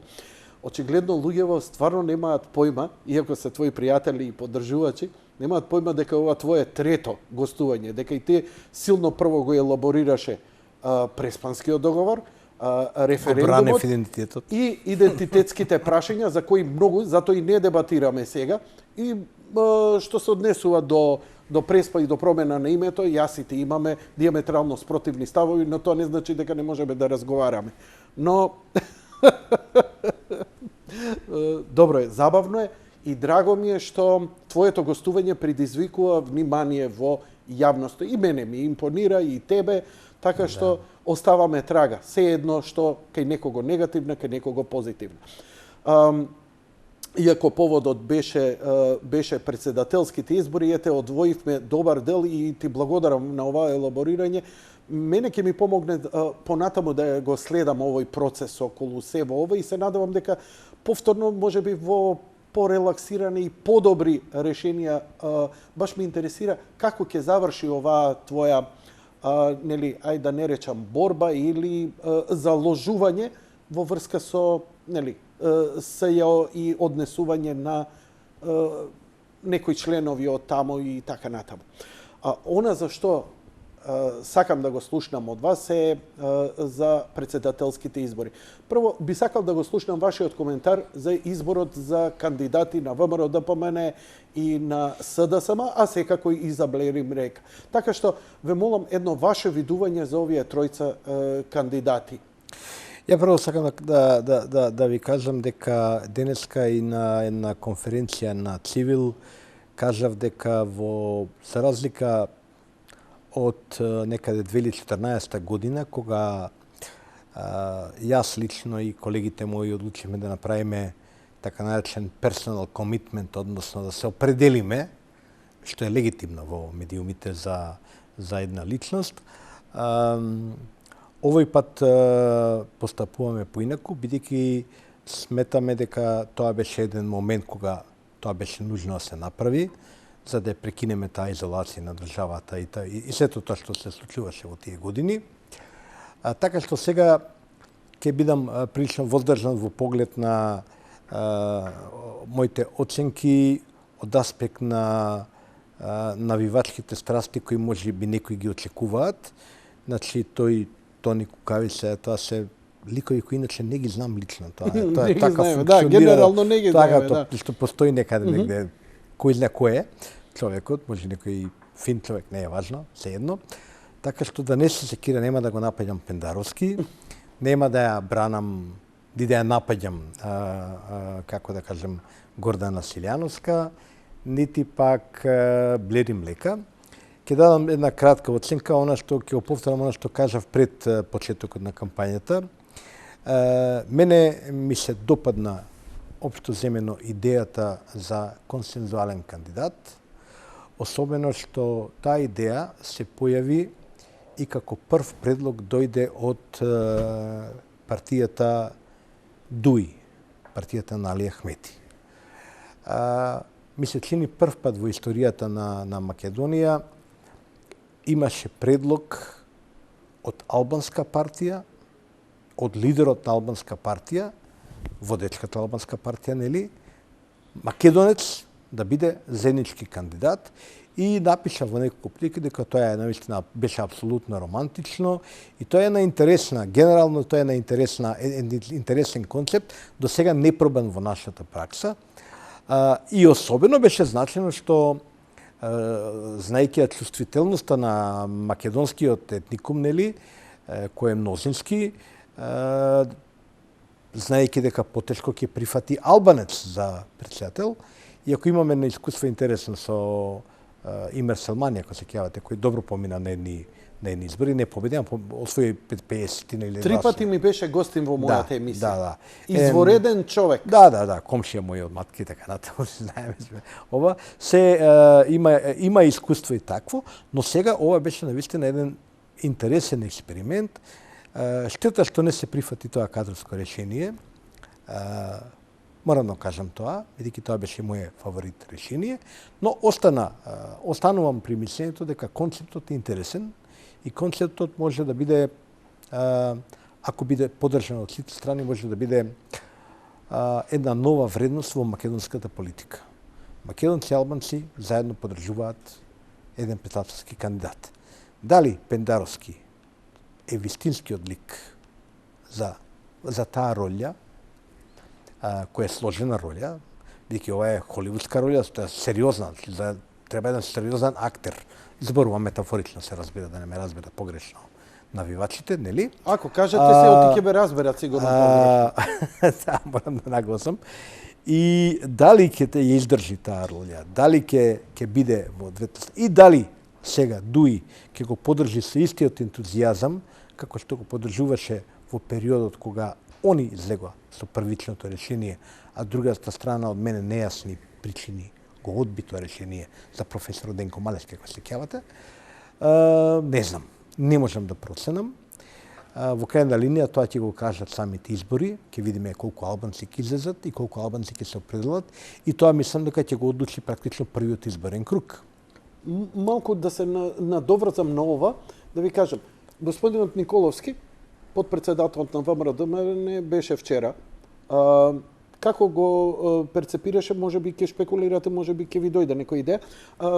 изборот на Пендаровски. Зошто вика? Пендаровски вика од претходните избори, нели рече сега доаѓам по своето. Вика токму е вика целата вика работа толку јасна дека Пендаровски нигде ништо не беше ангажиран, токму заради тоа да нема никакво дело, ништо да не може да му се извади и подготвува не сите овие 5 години повторно да биде. И дека поради тие причини, сега можеме да заклучиме дека Денко Балевски испаѓа од играот и одлучено како председателски кандидат уште многу одамна за да биде повторно Пендаровски. Можно е, не полемизирам, не ги спорам. Не, ја ви нафрлам за да полемизирате. Можно е и таква околност. Тоа, ако е толку, тоа изгледа како еден добар план. Разбираш, не сум баш убеден дека нашите политичари имаат толку многу добри планови. Тие отприлики имаат планови, знаете, на кога ќе оплячкаме банка, ќе влеземе, и се ако избегаме добро, отприлика на тоа ниво се плановите наши. Да, јас малце ги идеализирам дека малку подолгорочно планираат. Но не спора, може би некој друг планирал, може би некој странски фактор тоа така го планирал и така натаму, се е можно. Како што да се разбереме, не ги спорам квалитетите напротив на Стево Пендаровски. Во предизборието, во предпочетокот на кампањата, напишав еден или два написа за ограничувањата за професорката Гордана Силјановска да биде председателски кандидат на ВМРО ДПМН. Имено ја поценив нејзината спремност да ја се соочи со реалноста. Напишав тогаш дека Гордан Силјановски практично дури да победи, да биде председателка, се извинувам, на државата, таа ќе биде практично неефективна, бидејќи нема да може да се помири на нејзината врата да стои председател на Република Северна Македонија и да се подпишува под и така натаму. Меѓутоа малку ја подцени, велам, нејзината рационалност. Она го прифати, сама изјави дека го прифаќа Преспанскиот договор како, цитирам, правен факт. Значи фактот таа ќе мора да го почитува, но во неформалната комуникација и така натаму таа ќе се труди да го употребува жовијалното име Македонија, неформалното име и така натаму. Да се разбереме, Република Северна Македонија е службено име на нашата земја. Не е јас и вие тука не сме обврзани да велиме Северна Република Македонија, никој не треба да не поправа од некаде некој глас што не вика Северна Македонија, Северна. Не. Тоа е неки, како што Велики Британија може новинарите се викаат Британија, Бранко Геровски, македонец од Македонија. Да, што е спорно, не е спорно. Не сме во официјално својство. Дури мислам дека и министрите не мора тоа така настојчиво да го пратат, како на вежбање да бидат. Бидејќи мислам дека службеното име се употребува релативно во ретки прилики, но кога се употребува, ќе се употребува така. По новото име, и тоа е факт, дефинитивно. Правен факт, што би рекла Гордана Силјановска, која Силјановска го прифаќа тој факт.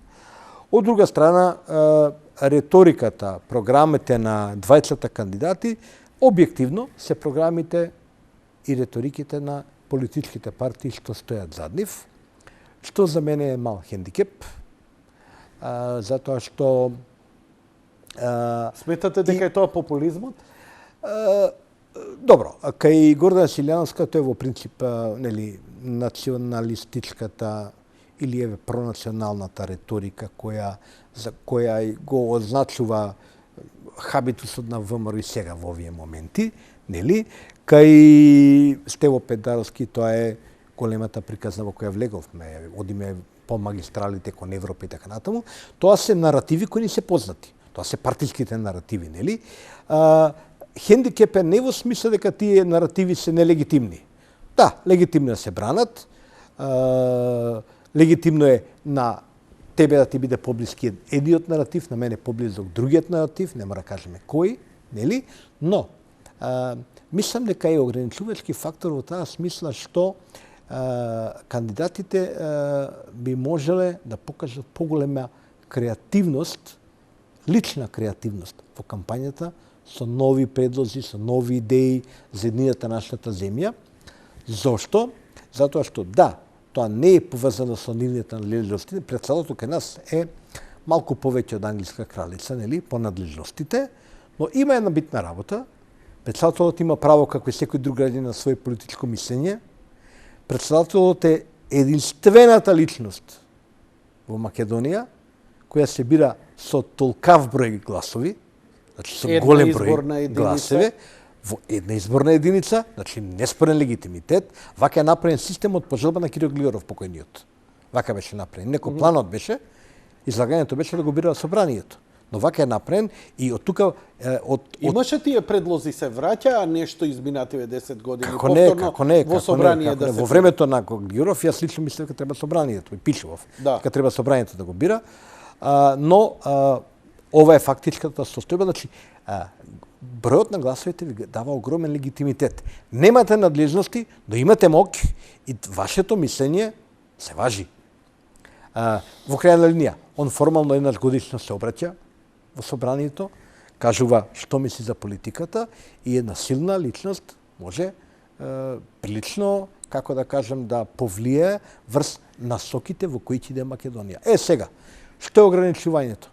Јас очекувам, се уште очекувам, добро, ќе има и втор круг, здравје Боже. Очекувам да бидат креативни малку и надвор од партиските наративи. Океј, партиите си водат битка, разбирливо, за собствена консолидација, за собствената, пошто после вие рековме, и да други избори, па трети избори, тоа го разбирам, го прифаќам, легитимно е сето тоа. Ама и овие луѓето, мислам дека можат, би им сугирал да се охрабрат малку, да влезат со некои своји идеи, посебни идеи, ексклузивни идеи, за кои знам дека ги имаат иначе.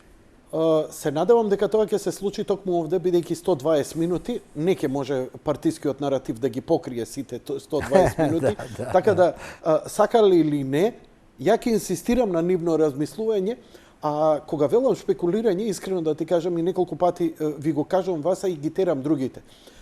Не го научив од новинарство, го научив од Стар Трек со капетан Жан-Лук Пикард, која ќе дојде у една ситуација, ќе ги седнеше сите, негови соработници, им вика, каква е ситуација? Вика, врзани сме, црна дупка, овдека клингонци, овде ова, овде она, ваму таму. Решение? Нема решение. Шпекулирајте се. И тоа мене како да ти кажам, уште кога почнев на Со-тројка ми беше интересно. Стварно, дај бе шпекулире, дај да видам како размислуваш. Не мора тоа да биде трагично и така натаму и така натаму. И се согласувам со тебе. Дај да видиме што си. Дај да видиме каква ти е имагинацијата. Дај да видиме како си. Зато искрено да бих и вчера го кажав тоа, мене ми се допадна во целава работа, на пример, кампањата на Геровски, иако работи добра машини, на Геровски, на Пендаровски. Геровски еден ден може и не, добро, ајде ќе видиме. Што говориме? Пендаровски машинеријата ми се допаѓа тој стил американски, на средина у сала, со пејачите. Таунхол, како вика. Не знам како се вика стручно, се извинувам поради тоа, и делува симпатично. Друга страна, например, Гога, сега ќе го се извинувам, така ќе ја наречам, нели, доаѓа во Охрид наместо по црква, иако сум верник, мене ми импонирало повеќе, отиде на јога. Ми се допаѓа, тоа е веќе покажува малце нешто од нешто. Личност покажи. Јас напишав коментар дека тоа беа тоа и она кога Пендаровски објави на својот фејсбук профил како со сопругата и синот си го слават дома роденденот.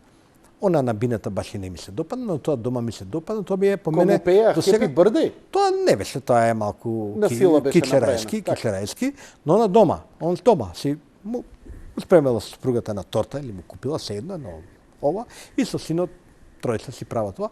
Многу еден убав цивилизиран момент. Како што и вториот цивилизиран момент од дебатата беше именно тој час по јога. Јас сум малку се и пристрасен кон јогата, не е важно, но тоа бе убави моменти во како што јас одам и понатаму. Мене ми се допаѓаат, искрено да ви кажам, и прават и на убава приказна и за нас новинарите и така натаму, прават и овие симпатични и полусимпатични гафови, бидејќи убаво да ги има во кампањата. Забавни се тие гафови, ако сме спремни, без злоба, да се смееме. Сега тука доаѓа маката. Сега. Ја тука морам да искрено мислам, ја многу отворено и Ви кажав дека ќе го спомнам ова во емисија, кога Ѓорѓе Иванов беше гостин кај мене, председателот Ѓорѓе Иванов беше гостин кај мене за вториот мандат, кај мене во емисија, на прилично долго интервју и така натаму, немаше никакви кексови, освен кога го сгреши името на премиерот на Канада. И вие бевте еден од тој кој, ама буквално медиумски го разапнавте. Од тогаш човекот се дистанцираше од мене лично, од мојата емисија, едноставно. Предпоставам дека и го советувале, слушај, преризично е таму, повеќе проблем ќе си направиш и затоа никаква комуникација немам со човекот денес. За жал, ја со секој кој немам комуникација ми е жал, ама понекогаш така треба у животот. Но дали го сменивте ставот сега спрема омашките заради Пендаровски спрема партиската или ќе треба добро да ги дрибламе заради тоа? Па добро, ние им се подсмеваме, се трудиме без злоба. Можно е тогаш да сум бил позлобен, што се вика. И ако е така било, тогаш ќе промена дефинитивно. Затоа што сега се да признаеш се подсмевам и на гафовите на нели Гордана Силјановска, која дали тешко да победе градовите да ги погоди и така натаму и ова.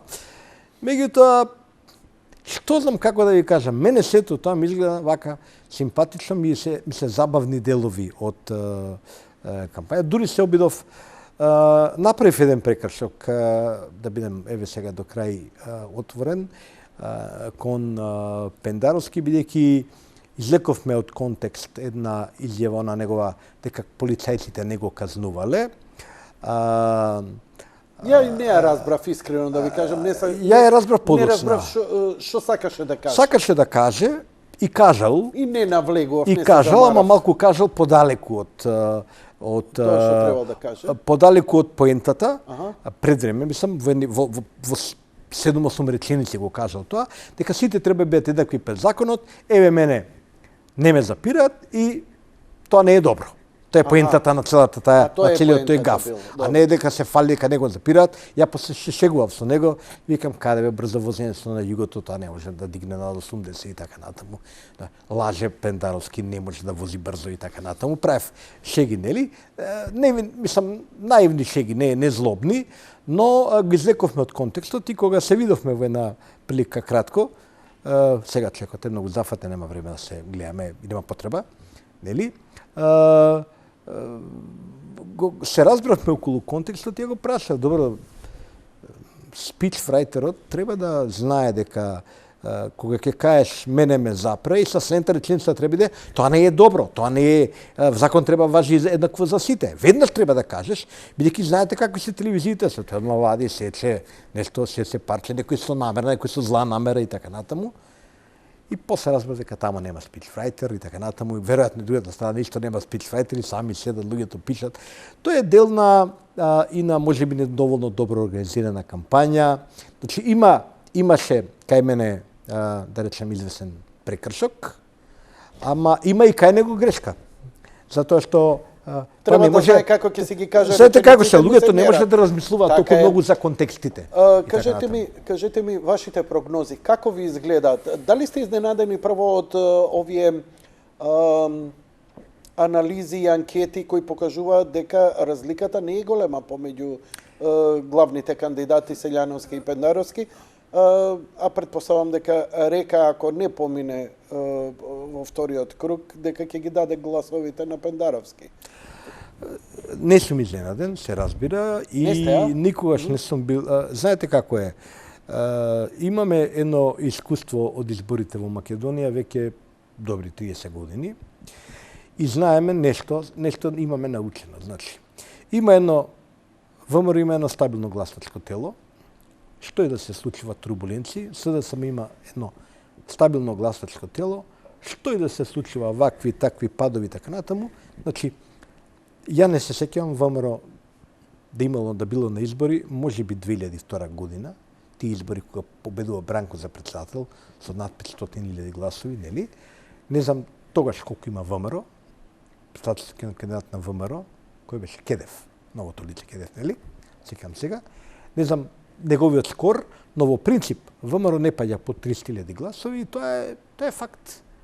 Од другата страна и другиот кампус, освен во 2008-2009 тие двете трагични години, кога имаат лоши резултати, 2011 имаат 400.000 гласови. Во време на губат избори, ами имаат многу гласови. Значи, тоа се два големи мастодонта партиски, големи структури, машини, нели, кои носат доста гласови. Луѓето се определени и главно ние сме во таа смисла бипартиска, биполарна држава во македонскиот дел сега да го земеме на гласачкото тело. Така што јас очекувам дека разликата нема да биде многу голема меѓу двајцата. Не ме треба да кажам во чија полза, бидејќи не сакам да давам таква прогноза, ќе биде сугестија. Ние то толку внимаваме што не објаваме ни анкети сега. Еве имаше скоро пред 2 дена една анкета. Се воздржувате? Не ги објаваме анкетите, што луѓето, дел од луѓето има две причини. Дел од луѓето лажат во анкетите. Лажат и на врата кога им дојдат това, го лажат, ќе земат пенкалата и го лажат и агенции. Лажат агенции, сите. Второ, дел од луѓето гласаат за победниците. За тие што мислат дека ќе бидат победници. И сега не сакам да учествувам во сугерирањето на тоа кој ќе биде победник. Што ќе биде клучно што ќе го одлучи победникот по вас? Клучно ќе го биде во финалната фаза, после вториот круг ќе го одлучат веројатно албанските гласови, но јас предвидувам една друга ситуација. Ако после првиот круг води Пентаровски пред Гордана Силјановска, тоа се објективните ситуации сега. Секоја чест, Блери Млека видовме добар кандидат, солиден кандидат, солиден човек. Жал ми е не прифати да но тоа биде гостин овде. Тоа се сега квантумите, тоа се базените на гласовите. Веројатно тука ќе се биде овие двајца ќе бидат првите двајца ќе влезат во вториот круг. Значи, ако Пендаровски води во целата приказна, јас претпоставам дека во ВМРО ќе стане јасно дека нема теоретска шанса во вториот круг да се направи пресврт. Бидејќи она малку или колку и да се албански гласови што ќе биде, полесно ќе гласаат за Пендаровски, отколку за Гордана Силјановска. Нели сметате дека е добро и за партијата која е на власт да има од другата партија, да биде опозицијски, како што беше ВМРО Бранко Црвенковски, како што беше Борис Трајковски СДСМ? Јас сум сериозно, како да кажам, и лично заложен за тоа ВМРО ДПМН како партија. Сега нормално тоа ВМРО-вците не го веруваат. Има некои луѓе што тоа го разбираат, но поголемиот дел тоа не го разбираат. Да се консолидира после губењето на власта, затоа што сметате дека уште тој процес не е завршен? Не е завршен, далеку од завршен. И јас искрено гледав во овие избори можност, дури по цена и да се изгубат изборите, да се направи една сериозна внатрешна консолидација на партијата. Па сега гледајќи ги ситуациите вака, ако и биде мала разликата, ќе можеме да оцениме дури дека до известен степен таа консолидација е завршена. Пазете, на локалните избори ВМРО доживеа катастрофа. Невидена катастрофа. Не можеме да кажеме дека беа скриени, украдени избори така натаму. Беше реална катастрофа. Ако сега разликата биде после првиот круг мала, тоа ќе значи дека во дел од градовите, во дел од регионите и така натаму се повратиле до некаде. Јас искрено сакам уште повеќе да се консолидира таа партија, но имам своје мислење дека тоа не може да се стори надвор со постоечките наративи. Ние ќе одиме некаде во Азија и така натаму, и ви уверувам дека проевропското расположение во таа партија ќе победи дефинитивно и, како што рече Гордан Силјановски, освен како правен факт, европската иднина на Македонија, ова што се случува, НАТО, ЕУ ќе се прифати и како политички и како цивилизацијски факт, и тоа ќе биде начинот на кој оваа партија сериозно ќе се консолидира. И тогаш ќе се расправаат двете партии на идеолошка основа, едните ќе бидат леви, другите ќе бидат демокристијани и така натаму, но никој нема да спори дека партиите, дека ние припаѓаме во западната политичка хемисфера, и тоа е прашање по мене, по мои сознанија, оддамна решено и затворено, само што ние го проблематизираме без потреба. Убаво е, се согласувам со вас, убаво е да имаме девете партии да бидат мокни, убаво е понекогаш од едната партија да биде премиерот, од другата да биде председател, па да кохабитираат. Ќе има кризи. Тоа создава кризи. Создаваше кризи и во времето на мандатот, во двата мандата на Иванов, нели? Дури и непристойни кризи, потези и така. Сега се очекува уште една, може би таков потек, не се зборува за некаква аболиција, може и така натаму. Аболиција, мислам дека е инструментот на писателот. Може би и такво нешто ќе се случи, но јас често тоа го кажам, знаете како, од политичка криза никој не умрел уште. А од економска криза, бога ми, се умира. Дали сметате дека господинот Пендаровски ги неправедно ги изгуби претходните избори, бидејќи тој наратив често се враќа, бидејќи два пати исти кандидат ретко се случува на председателски избори, и тоа е малце и може да речеме дека е преседан. Не сум сигурен дали смеам да го потребам овој избор во нашето политичко миње.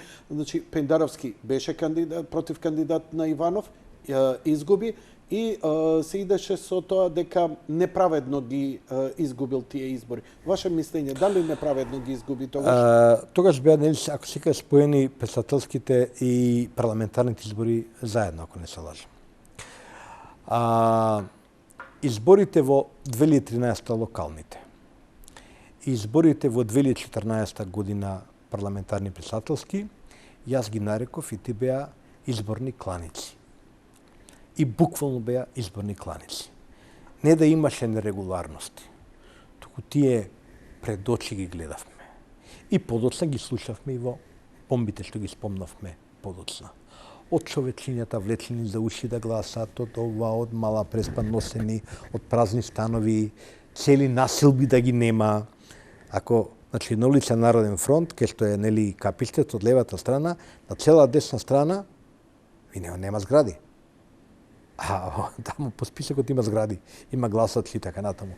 Значи имаше страшни изборни нерегуларности, и ја бев оние, ќе бидам индискретен, ќе кажам, што цврсто се залага да се, ако веќе се доигрува партијата, значи тоа треба го признаеме, СДСМ ја доигра партијата до крај, ги изгуби изборите, не ги напушти, не ги бойкотираше изборите, но вечерта во 19 часот објавија дека не ги признаваат и дека не влегуваат во парламентот. Тој булинг е легитимен. Ќе биде легитимен и секој еден булинг на ова. Ако нема насилство, ако нема тепење, нешто што не е дозволено. Што не е дозволено? Не е дозволено 27 април. Не може да се тепаш, да се крвавиш, така натаму. Но може да не влезеш во парламентот, може да блокираш, може да бойкотираш. Сето тоа се дозволени средства на политичка борба. Во 2014 година, јас тврдам одговорно, ако СДСМ влезе во парламентот, ни бомби ке се видеа, ни власт ке беше променета, ништо немаше да се смени. Она што ја даде енергијата на промените беше фактот што не може, неприфатливо е во демократска земја да введеме после повеќе партиски избори, повторно да введеме еднопартиски систем. Сетете се, 1994 година СДСМ беше во истата ситуација кога ВМРО ги бойкотираше изборите и влега во парламентот и беа онака раздрагани, силни, ќе владееме во без, како да кажам, без опозиција, па што ако не влезе опозицијата, и почна така да владеат. Веќе во 96 година Гошев и ВМРО ги начна на локалните избори, а во 98 година нели изгубија и тоа прегазени мощне, сериозно. Толку трае тоа. Така. Така, ако сакаат втор мандат, ќе треба поинаку и да се однесуваат, можеби мора да имаме. Дури има размислување, само ова да го кажам и сакам да ве прашам за Иванов ми е. Значи, мисла, има некои анализи дека за гарантиран втор мандат на СДСМ потребно е да не биде председател од СДСМ. Не се, да не навлегуваме во тоа. Имавте средба со господинот Иванов, се изјаснивте што се изјаснивте. Овто, каква беше средбата и каква е вашата оценка за господинот Иванов како председател изминативе години? Фикус, кактус, немиот човек и така натаму и така натаму. Мојот впечаток беше дека он беше најактивниот во смисла на меѓународна политика, повеќе докторати доби, предавања, серија на предавања на американски универзитети, долги средби со скоро сите председатели на клучни држави во светот, освен Соединетите американски држави, зборам повеќе часовни средби, не протоколарни и така натаму. Тоа е мојот впечаток, ја имам позитивен впечаток за човекот. Ме интересира вашиот и вашата средба. Иванов запознав многу одамна, уште пред да почне било каква професорска политичка кариера, уште како Валандовец, мојата поранешна сопруга доаѓа од тој крај и така имавме на прилика ја реков кога Сорос се формираше. И да се видиме. Па не знам дали се уште тогаш беше во Сорос, јас не сум бил во никаков управен одбор на Сорос фондација. Тоа некаде се збореше, ама тоа е една од овие вообичаените лаги што се шират. Не е точно. Не сум бил никош во управен одбор на Сорос фондација. Иванов? Таму и така натаму. Иванов бил, како не. Но ова е уште порано од тоа. Значи во моите денови на младински активизам, Сојуз на социјалистичка младина на Македонија, јас бев секретар на општинска Карпуш, он беше не знам што и така натаму. И имав искрено убаво мислење за човекот и слушав подоцна дека е извонреден, бил добар професор на правен факултет.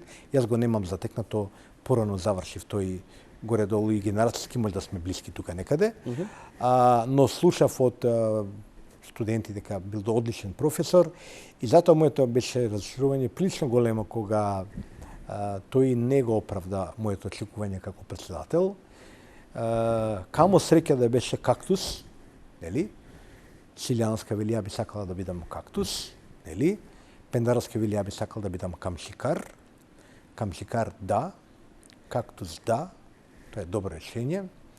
Борис Трајковски, за кој простодушниот Борис Трајковски, со кој сите се подсмевавме еден период, нели така натаму, кој малку потоа не воодушеви со својата умереност, храброст и така натаму, беше нешто друго. И се созда, кај мене, очекувањето од еден сериозен професор, храбар момак, нели, кој Ѓорги Иванов, беше да биде кактус, не фикус. Да биде камшикар на таа власт. Тој можеше да беше малку похрабар. Во овие периоди на сериозна криза на ВМРО ДПМН, на групираното ВМРО ДПМН, да биде дури и онаа локомотива што ќе ја прави реформата во партијата која стоеше зад него и така натаму. Тој за жал ги пропушти сите тие шанси. Во еден момент се впушти во една навистина непристојна одбрана на криминалот на начин на кој тоа не се прави. Нели? Сега мене ме обвинува дека ја као, нели, мерио тоа, јас сега нешто бранам лево десно, ама јас зборувам за правни системи, зборувам за обиди да воспоставиме некаква правда во државата во вистинска смисла на зборот, а Ѓорги Иванов сакаше тоа да го направи со еден подпис во еден акт. Тоа не се прави така. Ама Заев ја направи таа амнестија што некако Иванов... ја договараа барем со другиот партнер.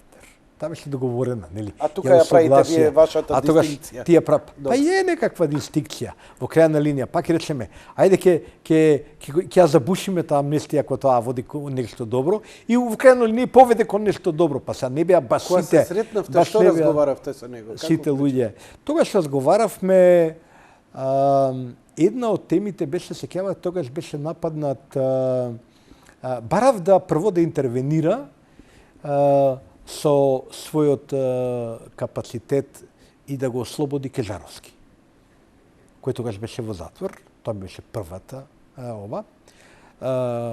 Прилично студено ме одби и рече дека тоа е прашање за кое треба да решава, не знам, собранието или судот или некој друг, дека он тука не може да тоа не е точно, тој може да ги запре сите постапки. Сметате дека Кежаровски неправилно беше во затвор?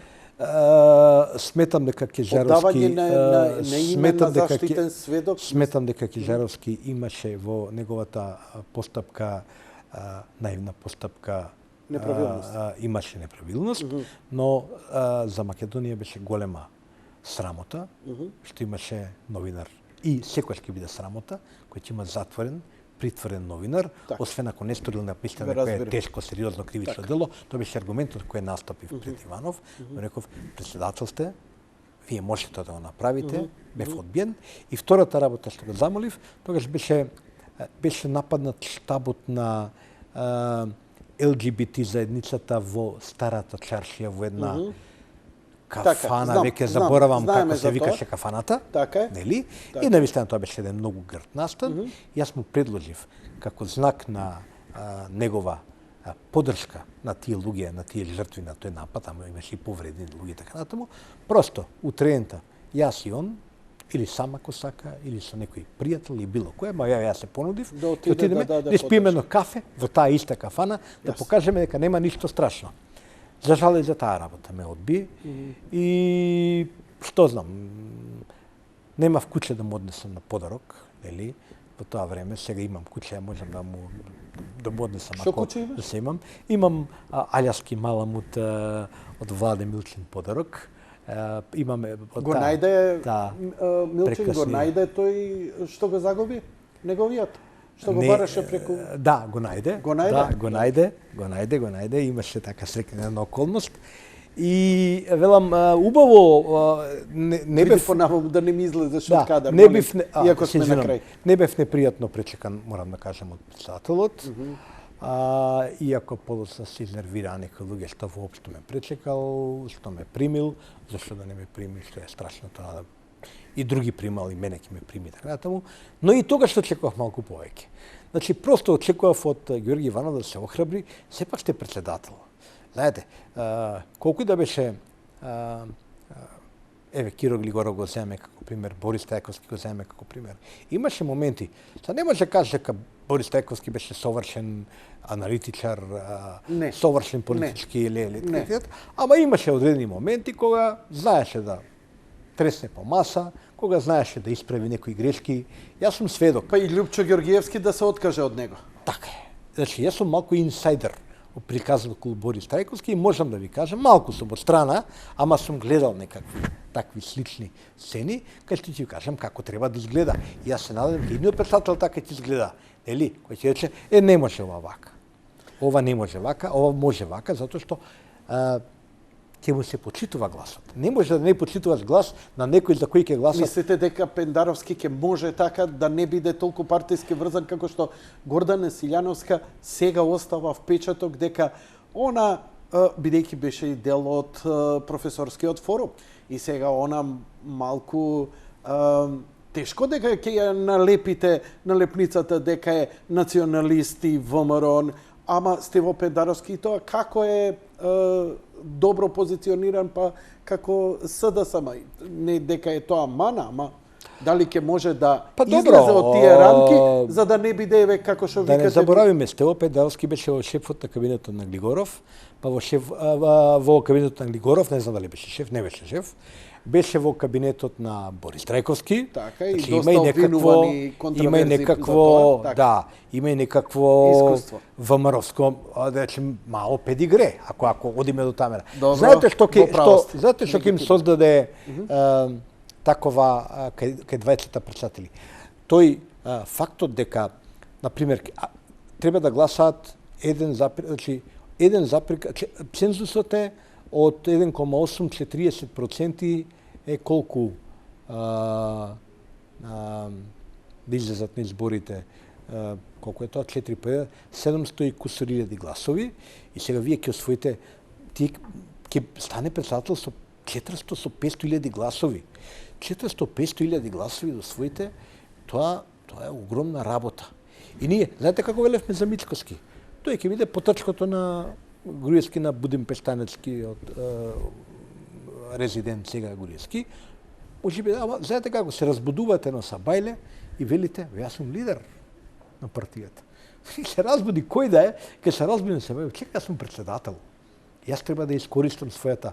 Мислам дека личности со силен и его ако сакате, и суета ако сакате, и женска и машка суета, и его, и со некоја самосвест за себе, и амбиција, ќе се разбудат и ќе кажат, извини се, јас сум председател, па не сум ја било кој сега.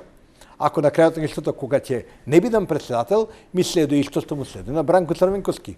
Кола, двајца шофери, плата ова, накако, обезбеден се за крај на Очекувате ли Бранко Црвенковски да се појави, да даде поддршка конкретно? Ви изненадува ли што е тоа? И тука да завршиме, стварно веќе излегуваме од терминот.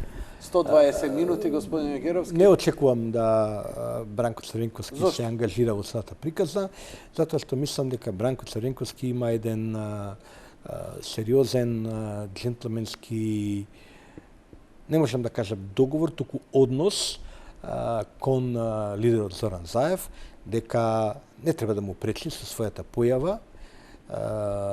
Сега веќе не е толку свежа промената на лидерската позиција во СДСМ, Добро. но на почетокот беше свежа, сеќавате на они поделби на заевисти, бранковисти, така натаму, и тогаш знам лично од Црвенковски дека он заземе многу цврст став, да не му пречи на човекот, затоа што да не организира групи, така натаму, да не прави внатре партиски проблеми, бидејќи он сепак и кај него има емоција кон неговата партија и би било крајно непристојно од негова страна он да ја руши партијата, а за жал секој да негово руши, напротив да му даде поддршка на кандидатот.